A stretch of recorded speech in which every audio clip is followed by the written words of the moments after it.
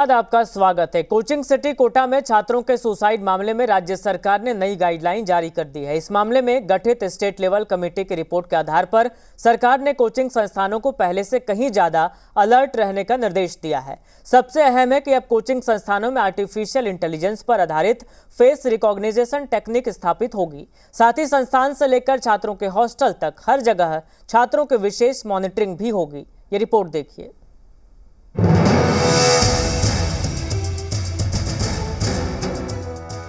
Coaching city Kota में suicide के बढ़ते मामलों ने पूरे देश को हैरान कर दिया है। इस बीच कोटा में कोचिंग छात्रों की सुसाइड मामले को लेकर गठित स्टेट लेवल कमेटी ने अपनी रिपोर्ट राजस्थान सरकार को सौंप दी है, जिसके आधार पर राजस्थान सरकार ने कोचिंग संस्थानों के लिए नई गाइडलाइन जारी कर दी है। ये गाइडलाइन राजस्थान सरकार द्वारा उच्च शिक्षा सचिव भवानी सिंह देथा की अध्यक्षता में गठित कमेटी की रिपोर्ट के आधार पर जारी की गई है। अपनी रिपोर्ट में कमेटी ने छात्रों में बढ़ती आत्महत्या की प्रवृत्ति के लिए कई अहम कारण गिनवाए।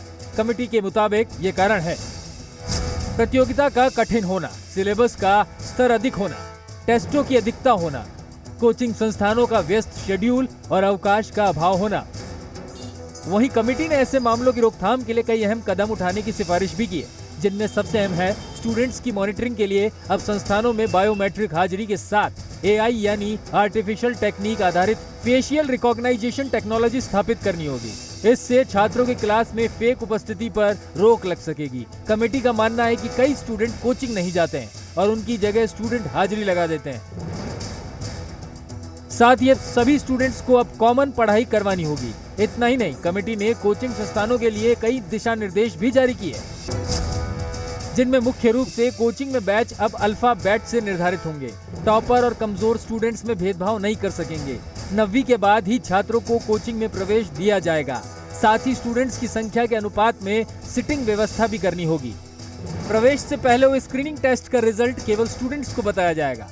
टेस्ट के आधार पर छात्रों के बैच नहीं बनवाए जा सकेंगे। सभी छात्रों की निगरानी की जाएगी। इसके अलावा गेटकीपर की समय समय पर ट्रेनिंग करवाई जाएगी। कोचिंग संस्थान के स्टाफ को भी प्रशिक्षण देना होगा। प्रशिक्षकों को बिहेवियर चेंज का प्रशिक्षण दिलवाया जाएगा। हर 3 माह में पेरेंट्स टीचर मीटिंग आयोजित होगी। यही नहीं, संस्थानों में काउंसलर की भी नियुक्ति करनी होगी। सिर्फ इतना ही नहीं, स्टेट लेवल कमेटी ने हॉस्टल्स के लिए भी एक अलग से गाइडलाइन जारी की है, जिसके तहत हॉस्टलों में क्षमता से अधिक प्रवेश नहीं दिया जाएगा। मेस का चार्ज भी अनुपातिक रूप से लेना होगा। हर दिन स्टूडेंट्स की बायोमेट्रिक और भौतिक उपस्थिति लेनी होगी। एंट्री गेट पर लाइव मॉनिटरिंग सिस्टम स्थापित करना होगा।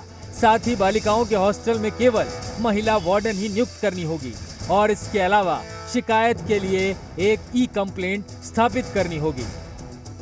दरअसल पिछले काफी समय से कोटा कोचिंग में सुसाइड के मामले लगातार बढ़ते जा रहे थे, जिसके बाद से राजस्थान सरकार ने पूरे मामले को गंभीरता से लेते हुए एक स्टेट लेवल कमेटी गठित की थी और निर्देश दिए थे कि यह कमेटी छात्रों की सुसाइड्स की रीजंस को आइडेंटिफाई करेगी और उनके द्वारा दी गई रिपोर्ट के आधार पर कोटा कोचिंग सिस्टम के लिए एक नई गाइडलाइन जारी की जाएगी। कमेटी के मुताबिक तनाव प्रबंधन और मानसिक स्वास्थ्य के लिए सरकार ने ये गाइडलाइन जारी की है, जिससे छात्रों के हित को साधा जा सके और उनमें भरोसा पैदा किया जा सके। के शर्मा, जी मीडिया, कोटा।